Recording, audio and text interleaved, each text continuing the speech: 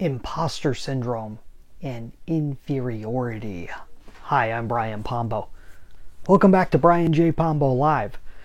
There's been a whole lot of talk these past few years about imposter syndrome. And I've had some talks with you about it in the past. You can go back and find those over at brianjpombo.com.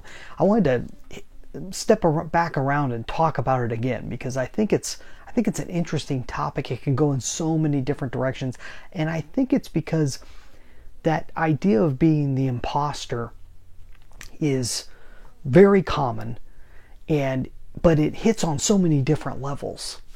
There's so many different ways that we feel like we're an imposter in whatever it is that we do, and oftentimes this gets tied to when you've had any form of success. You feel like you don't deserve it. When you have any type of attention given to you, especially with social media and everything else being available, you feel like that attention isn't deserved and that people think you're something you're not. Now, I've mentioned this before. I think that a lot of this comes back to the fact that we're all imposters. Is that one way or the other, people are always going to put you up on a pedestal and think that you're something you're not because they're never getting the whole picture. No matter how much social media you do, no matter whether, I don't care if you're doing video and photos and audio and everything else, people aren't getting the whole picture. They're only getting what you put out. You're not going to put out everything. You're not going to show all of your warts and all of your bad deeds and everything. There's no reason to. Who would want to? Who would even want to watch that, right? And so it's natural for somebody to get the wrong idea. Now, this isn't just because of the internet. This is the way it's always been. Every form of media, mass media that's ever been out there, you're going to get a different impression of the person that you're seeing. So in a sense, you are an imposter. You're an imposter because you are not what everyone thinks you are. And there's no way to make everyone know you so completely that they know exactly who you are. Because people are complex. We've got bright sides and dark sides to us, good and bad. We've got a past. We have a sense of future. And who we are from one moment to the other can change quite a bit. So no matter what, you're going to be an imposter to some extent. But I wanted to delve in more about the concept of inferiority because it's something that I dealt with in my past. Quite a bit. I actually had some friends had to point it out to me that there was this sense of inferiority that caused me to back away and to not take charge as much as I have the ability to.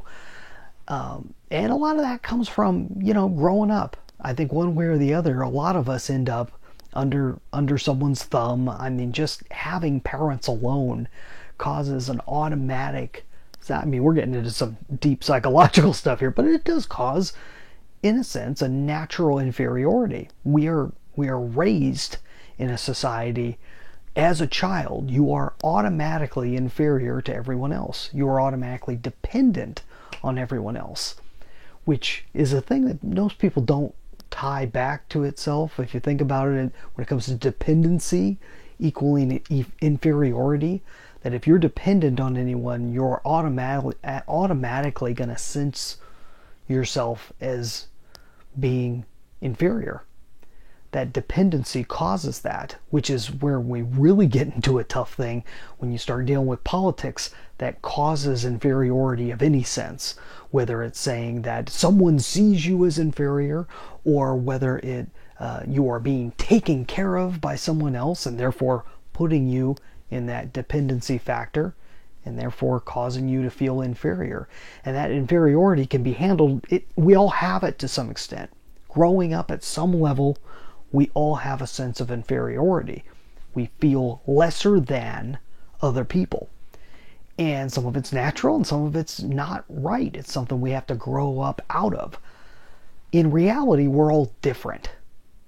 There's no way around it. There's going to be some people that are taller than you. There's going to be people who are shorter than you. It doesn't make tall or short right or wrong.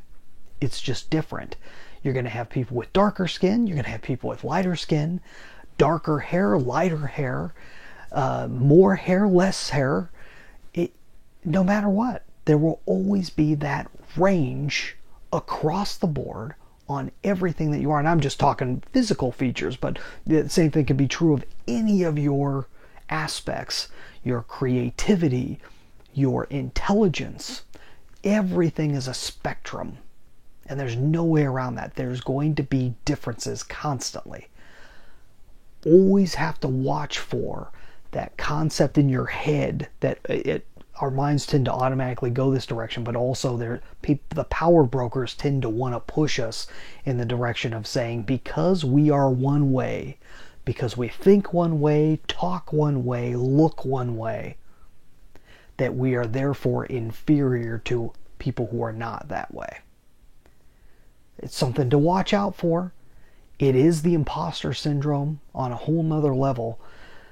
It's deeper than the imposter syndrome, but I think the imposter syndrome is a reaction to that. I think a lot of that is already in us. If you can recognize it in yourself and not get worked up about it, not be emotional and be a kind of separate yourself from that, kind of pull back from all the emotions and a lifetime of feeling lesser than, then you can see the parts of you that really are lesser than and need to go, and then there's parts of you that really aren't lesser than.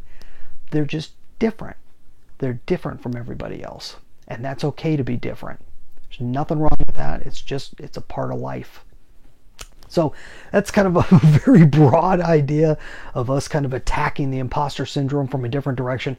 It can really be looked at a whole lot of different ways. I love hearing other people's perspective on it. So I'd love to hear what you think about the imposter syndrome wherever you're watching or listening to this. Leave a comment. Tell me, have you ever found yourself in this position? I find myself less and less in that position when I realize that everyone's an imposter. That every person that I have any respect for, any person that I've ever put up on any type of pedestal, when I get to know them, I realize they're just a human. They got all the same issues or worse than I have, or that someone else may be dealing with. And we're all just humans trying to work our way through this. Old or young, it's all pretty much the same, and there's no reason to feel like an imposter as long as you're not lying. That's one of the things that gets brought up sometimes when it comes to imposter syndrome is just the idea of fraud. If you're pretending to be and purposefully putting out something that is a complete and utter lie, that's not cool. And that's a whole nother type of imposter that you're dealing with on the inside. So you got to keep an eye on that one too. That's all I got for tonight. You have a good one. Hey, go check out my special training on content marketing. When you're developing content marketing, you're putting yourself out there, and you may deal with this imposter syndrome concept. I want to see if you want to see if content marketing is even right for you. That's the real question.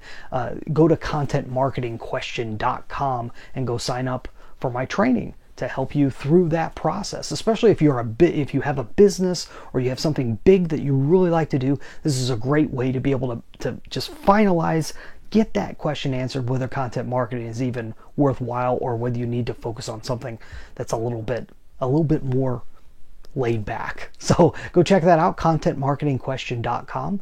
That's all I got for tonight. You have a good one. We'll be back tomorrow. In the meantime, get out there and let the magic happen.